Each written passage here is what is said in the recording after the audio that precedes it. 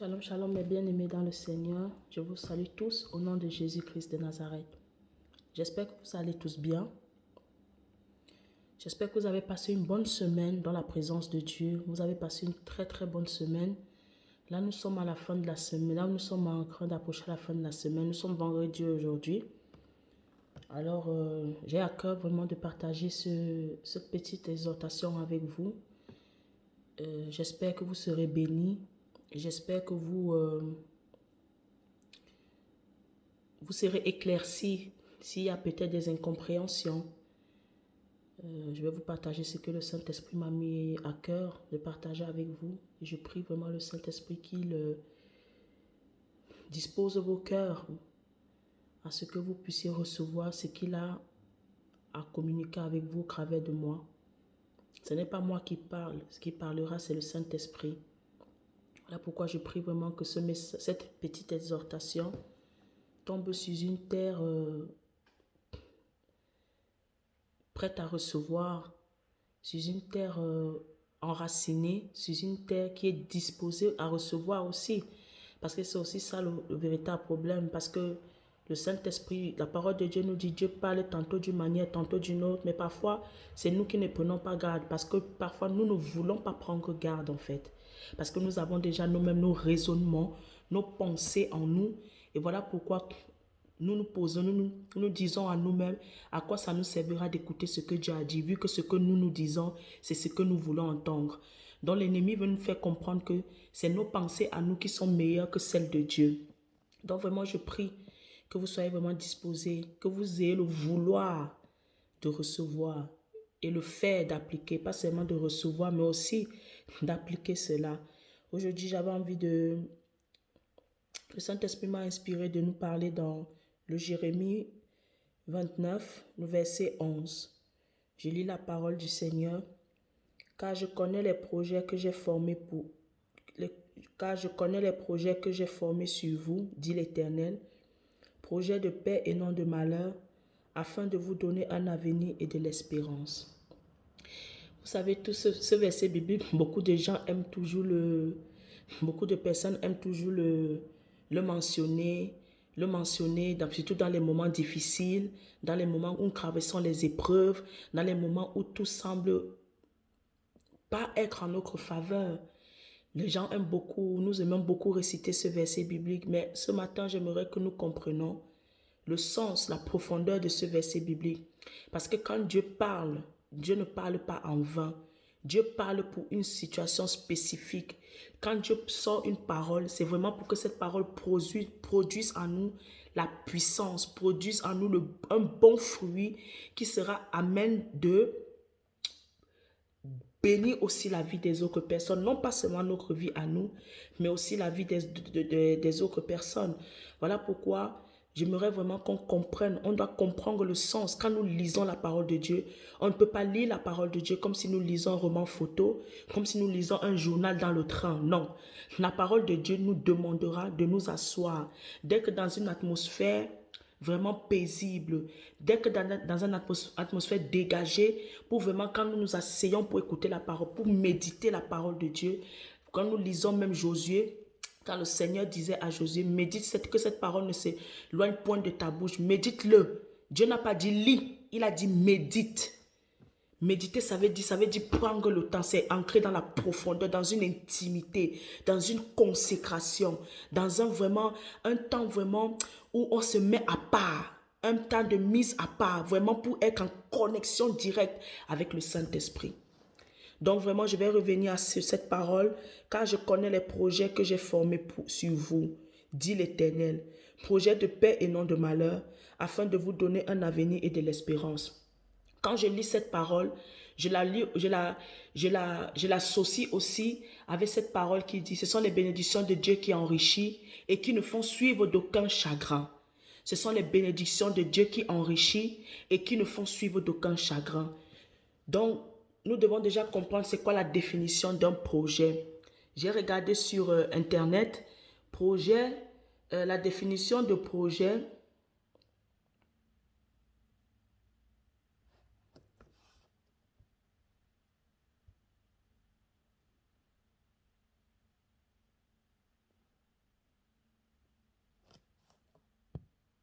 La définition de projet ici, c'est le but que l'on se propose d'atteindre. Idée de quelque chose à faire pour que l'on présente dans ses grandes lignes.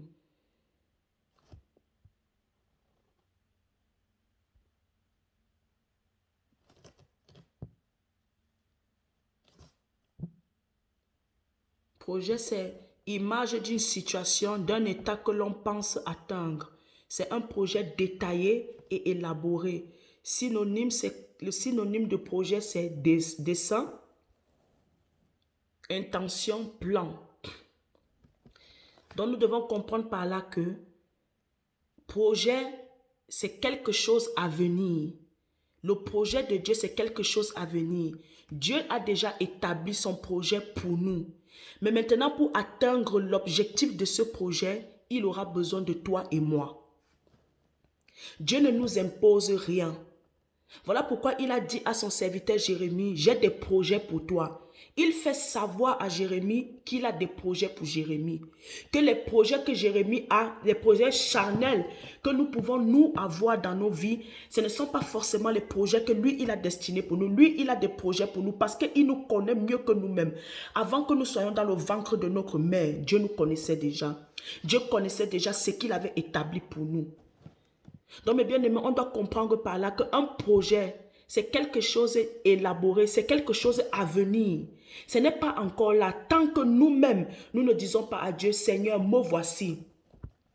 Nous voyons l'exemple des disciples de Jésus. Quand Jésus a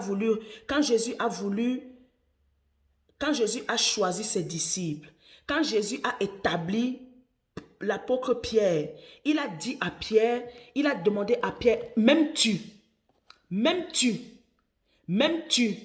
paie mes brebis, Donc, le Seigneur a besoin de notre accord. Dieu ne peut pas venir nous imposer de le servir. Dieu ne peut pas venir l'établissement de son projet si nous n'avons pas à cœur de le suivre. Si nous, ce n'est pas dans notre volonté. Voilà pourquoi il vient proposer. Il nous propose, c'est un projet. C'est comme si on a le projet de construire un bâtiment. On a le projet de construire une école. C'est un projet, tu t'assois. Dieu s'assoit avec toi.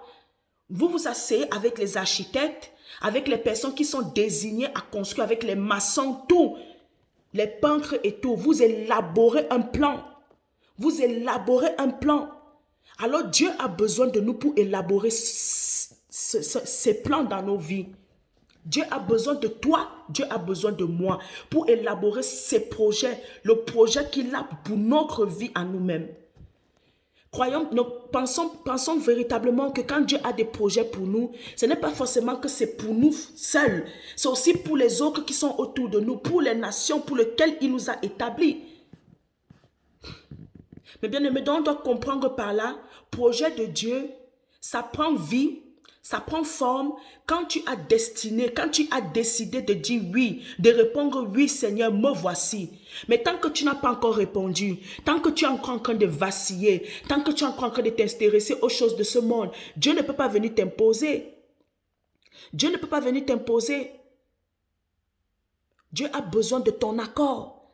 Voilà pourquoi il y a beaucoup de personnes, ils ont entendu plein de prophéties. Vous recevez des prophéties, des prophètes, vous recevez, des fois même Dieu vous montre des songes, comment vous vous retrouvez dans des escades, comment vous êtes des grands entrepreneurs, comment vous êtes vraiment quelqu'un d'influent qui impacte leur génération. Mais vous voyez que dans votre vie réelle, ce n'est pas ça. Mais est-ce que vous avez pris le temps de répondre au projet, à l'appel de Dieu? Est-ce que tu as pris le temps de répondre à l'appel de Dieu? Est-ce que tu as pris le temps de répondre à l'appel de Dieu? Est-ce que tu as pris ce temps-là? Dieu t'a montré des choses, parce qu'il y a des personnes, Dieu vous montre des choses, mais ce n'est pas à ce à quoi vous vous attendez. Regardons les grands serviteurs de Dieu quand ils donnent leur témoignage. La plupart, ils le disent. Nous, on était en train de faire ça. Nous, on ne voulait pas servir Dieu. On n'avait pas dans nos intentions de servir Dieu. Mais Dieu a ses projets pour tout un chacun de nous. Mais toi, est-ce que tu es prêt à abandonner? Voilà pourquoi Jésus a dit dans sa parole, si nous voulons le suivre, nous devons porter notre croix. Si nous voulons le ciel, nous devons porter notre croix et le ciel, nous devons, celui qui voudra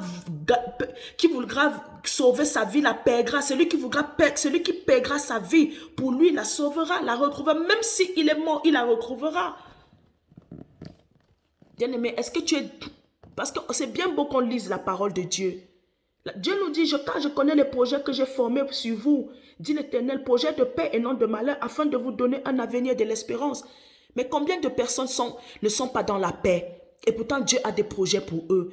Dieu ne peut pas venir te secouer. Réponds à ce projet. Réponds à mon appel. Non. Il mettra tout en œuvre pour t'attirer à lui. Mais si toi, tu ne veux pas, il y a beaucoup, j'ai toujours dit, je le dis toujours. Les cimetières sont des lieux où il y a... Les cimetières sont des lieux où il y a beaucoup de projets morts. Les cimetières sont des lieux, est le lieu le plus populaire du monde. Il y a des personnes qui ont reçu des prophéties. Il y a des personnes qui ont reçu qui savaient que Dieu les a donné des projets, mais ils ont dévié. Ils sont allés dans un autre sens parce que les projets de Dieu, selon eux, ne répondaient pas à leurs critères, à ce que eux, ils avaient destiné pour leur vie. Mais la parole de Dieu nous dit, si ce n'est plus nous qui vivons, mais c'est Christ qui vit en nous. Maintenant, nous ne vivons plus pour nous. Nous vivons maintenant pour Dieu. Et Dieu n'est pas un Dieu égoïste. Dieu n'est pas un Dieu égocentrique. Dieu, si tu réponds à son appel, tu réponds oui au projet qu'il a pour toi. Sache que tu as ta part dedans. Ce n'est pas bénéfique pour Dieu. Ça sera bénéfique pour toi, tes enfants, ta famille, ton mari. Dieu nous aime tellement. Mais qu'est-ce que nous faisons? Bien-aimé, est-ce que tu comprends le sens? J'ai des projets pour toi. J'ai des projets que j'ai formés sur vous, dit l'Éternel. Projet de paix et non de malheur. Pourquoi beaucoup de chrétiens vivent les malheurs? Pourquoi beaucoup de chrétiens vivent les malheurs? Ça ne veut pas forcément dire que si tu réponds oui au projet de Dieu, à l'appel de Dieu, que tout de suite les projets là vont se réaliser. Non, Dieu va devoir te formater, Dieu va devoir te forger, Dieu va devoir te briser, Dieu va devoir te tailler. Donc tu vas devoir passer par des temps de désert, d'épreuves de ta vie. Mais es-tu prêt à accepter cela? Es-tu prêt à mourir en toi? Es-tu prêt à renoncer à toi, à ta volonté permissive et accepter la volonté de Dieu qui est agréable et parfaite? C'est ça, mon bien-aimé. C'est ça en réalité. C'est vraiment ça. Parce que c'est bien beau de réciter la parole de Dieu. Oui, Dieu a des projets pour moi. Mais quel projet? Es-tu prêt à accepter ces projets? Es-tu prêt à accepter ces projets?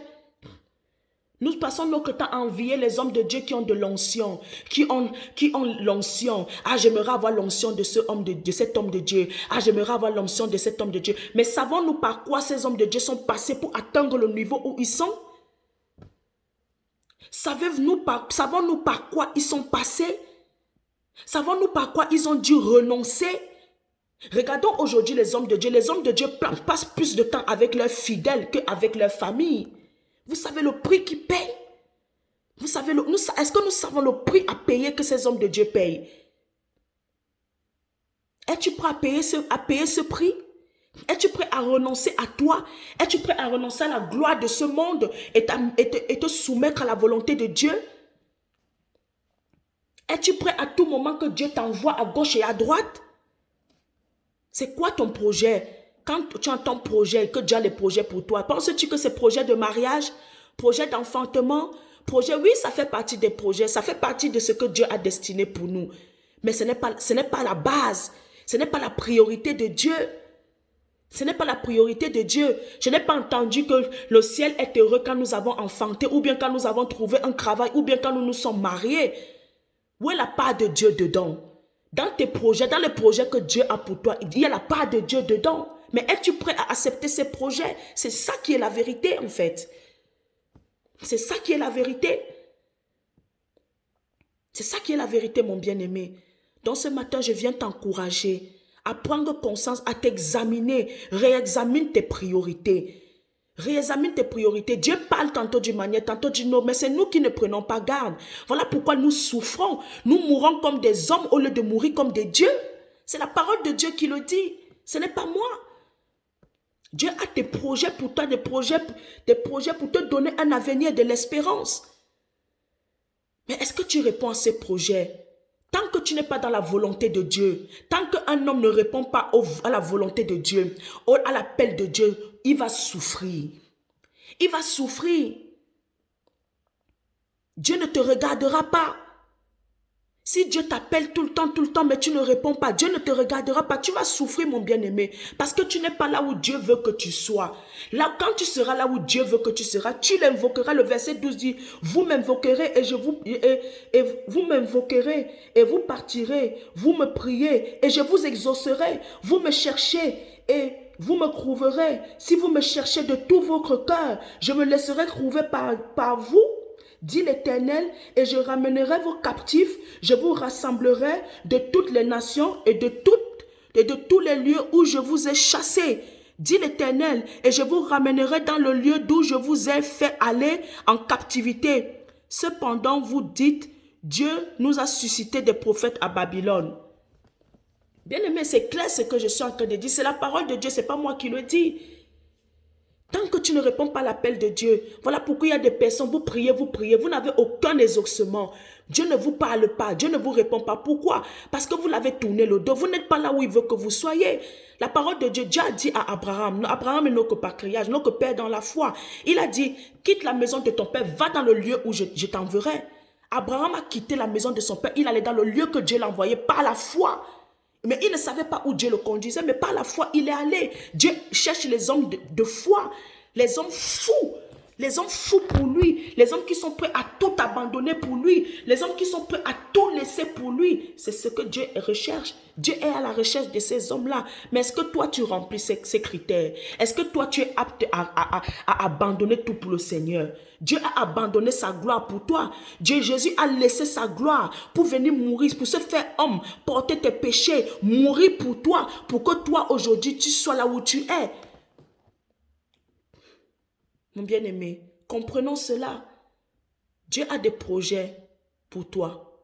Mais es-tu prêt à répondre à ces projets? Voilà, c'était ma petite pensée de ce matin pour toi. J'espère qu'elle va t'édifier.